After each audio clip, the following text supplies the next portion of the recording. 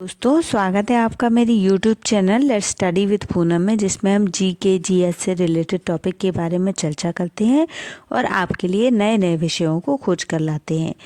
तो आज हम बात करने वाले हैं सिंधु लिपि के बारे में और उसको पहचानने यानी डिकोड करने में क्या क्या दिक्कतें आती हैं उसके बारे में भी बात करेंगे। तो सिंधु घाटी की खुदाई में हमें कई सारे सवालों के जवाब मिले। मसलन ये लोग कैसे रहते थे, घर कैसे बने होते थे, शहर का डिज़ाइन कैसा होता था, क्या काम करते थे आदि सवाल। लेकिन इसके बाद भी कई ऐसे सवाल हैं जिनके जवाब अभी बाकी हैं। इनमें से सबसे बड़ा सवाल है, सिंधु घाटी सभ्यता में भाषा कौन सी चलती थी। इस सवाल का उत्तर जानने से पहले एक और सवाल पर चलते हैं। सालों से एक बात चली आ रही है, बात ये कि अगर हमारी वर्तमान सभ्यता का नाश हो गया तो क्या, कैसे हम अब आज का ज्ञान आने वाली नस्लों तक पहुंचा पाएंगे। कई तरीके सुझाए गए, मसलन सारी जानकारी को ज़मीन में एक गड्ढे में छिपा दिया जाए और एक अभेद बंकर बनाकर जानकारी को उसमें डाल दिया जाए ताकि सब नष्ट हो जाने पर भी ये ज्ञान बचा रह सके। सारे अच्छे सुझाव हैं, लेकिन सबके साथ एक दिक्कत है, और दिक्कत ये नहीं है कि जानकारी को सुरक्षित कैसे रखा जाए, बल्कि दिक्कत ये है कि जानकारी को आप किस भाषा के में दर्ज करेंगे कि आज से 1000 साल बाद के मनुष्य को वो समझ में आ जाए। मान लीजिए आपने हिंदी में कुछ लिखा है, तो उस लिखे को पढ़ा कैसे जाएगा। अ की आवाज़ आ जैसी होती है, यह कैसे लिखकर बताएंगे। इसका मतलब क्या होता है ये कैसे बताएंगे। और अगर आ का मतलब लिख भी दिया जाए तो उसका मतलब क्या होगा। इस तरह की अनंत श्रृंखला बन जाएगी जिसमें हर शब्द सिर्फ किसी दूसरे शब्द का अर्थ होगा। भाषा की ये मुसीबत जो भविष्य के साथ जुड़ी है, वही इतिहास के साथ भी है। सिंधु घाटी सभ्यता की खुदाई में हमें 1000 से ज़्यादा लेख मिल चुके हैं, लेकिन इनका अर्थ क्या है, ये एक अबूझ पहेली है जिसे सुलझाने की कोशिश लगभग 100 साल से हो रही है। विश्व की 4 पुरातन सभ्यताओं में 3 की भाषा को डिकोड किया जा चुका है। मिस्र की चित्रलिपि को रोसेटा स्टोन के माध्यम से डिकोड किया जा चुका है। ऐसे ही मेसोपोटामिया और चीन की प्राचीन लिपियों को भी पढ़ा जा चुका है, लेकिन सिंधु लिपि और हड़प्पा की लिपि को कैसे पढ़ा जाए, इस पर अभी तक एक राय नहीं बन पाई है। पहले समझते हैं सिंधु घाटी सभ्यता में की गई खुदाई में हमें क्या मिला। हमें मिली कुछ मोहरें, कुछ बर्तन, कुछ धातुएं जिन पर बने थे कुछ निशान।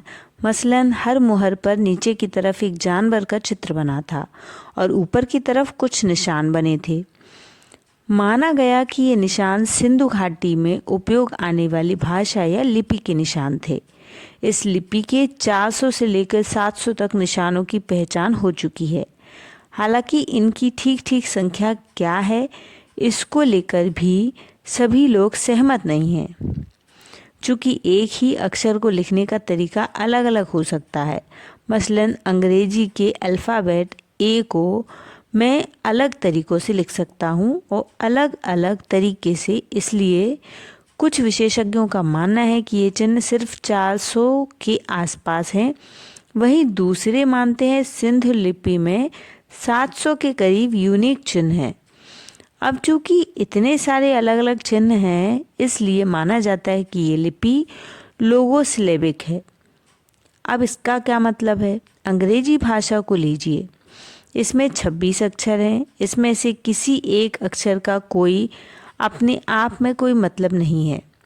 अगर अक्षर को जोड़ के शब्द बनते हैं तो वहाँ से मतलब निकलता है। इसके विपरीत चीन की भाषा में अक्षर जैसा कुछ नहीं, वहाँ हर प्रतीक का अलग अलग मतलब है। तो ऐसी लिपि जिसमें हर चिन्ह या अक्षर का अलग मतलब होता है उसे लोगोसिलेबिक कहते हैं, और सिंधु लिपि भी एक ऐसी ही लिपि है। इसके अलावा जो दूसरी बात हमें इस लिपि के बारे में पता है वो ये कि इसको दाएं से बाएं लिखा जाता है। इसका पता ऐसे चला कि कई मोहरों पर चिन्हों को बाईं तरफ चिपका कर लिखा हुआ था, वैसे ही जैसे जगह कम पड़ने पर हम अक्षरों को चिपका कर लिख देते हैं।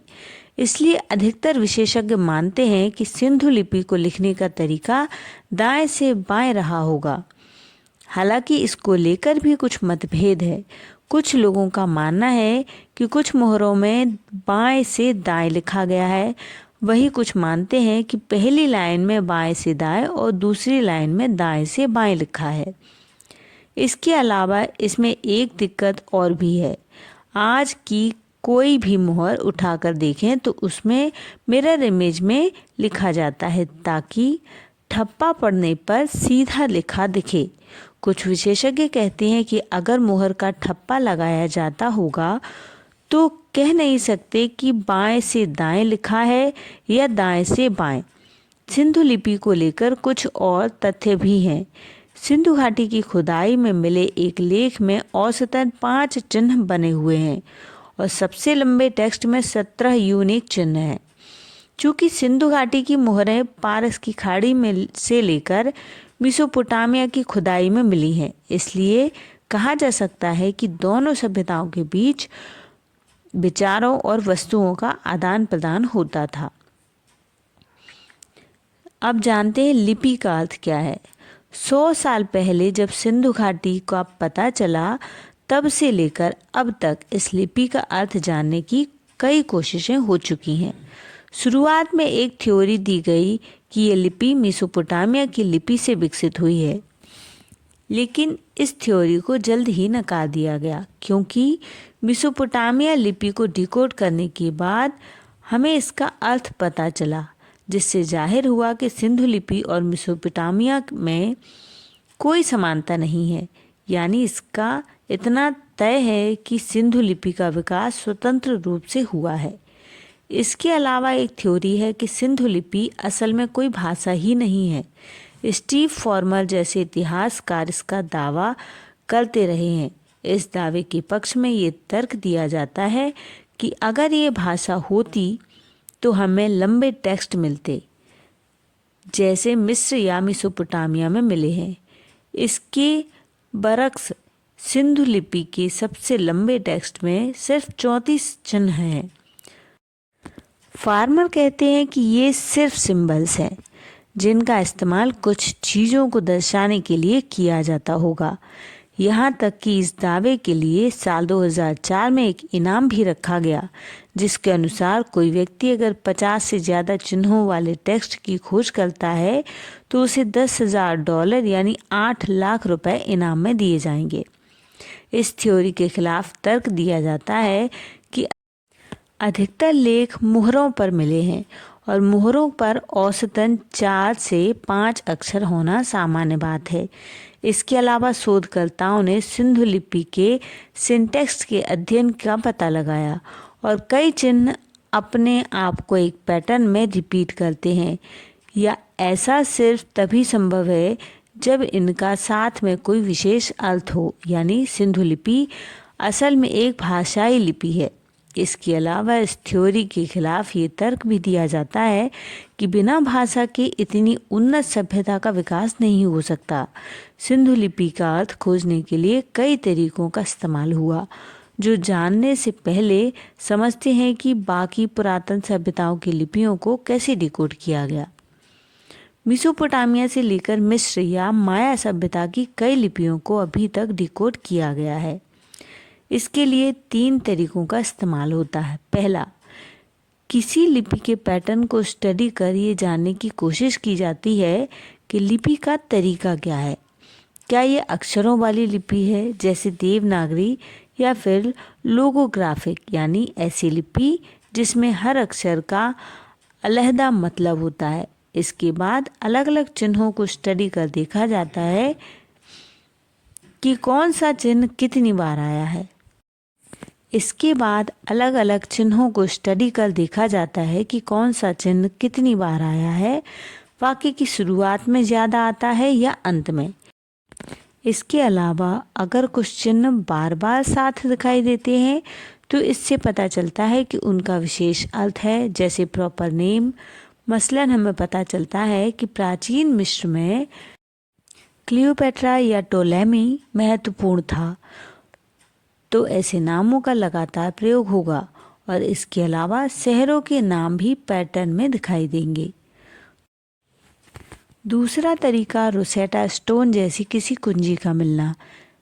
रोसेटा स्टोन में लगभग एक ही बात 3 भाषाओं में लिखी गई है, पुरातन ग्रीक भाषा, डेमोटिक भाषा और मिस्र की चित्रलिपि।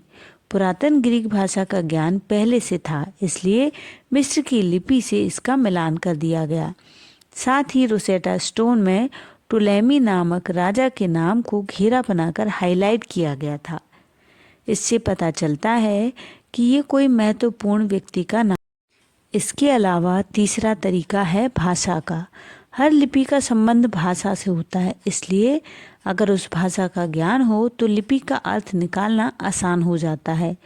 मसलन माया सभ्यता की लिपि को इसलिए रिकॉर्ड किया जा सका क्योंकि उसका संबंध एक ऐसी भाषा से था जिसका इस्तेमाल आज भी किया जाता है।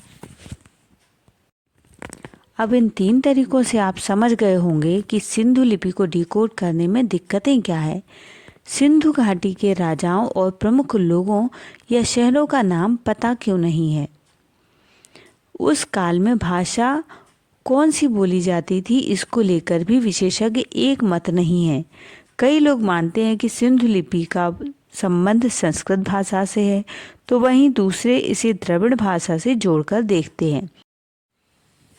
सिंधु लिपि को समझने के हमारे पास रोसेटा स्टोन जैसी कोई कुंजी भी नहीं है। अगर ऐसा कोई तरीका मिल जाए तो जिससे सिंधु लिपि की भाषा का ज्ञान हो सके तो कमोबेश या आसान हो सकता है। शोधकर्ता बरसों से इसकी कोशिश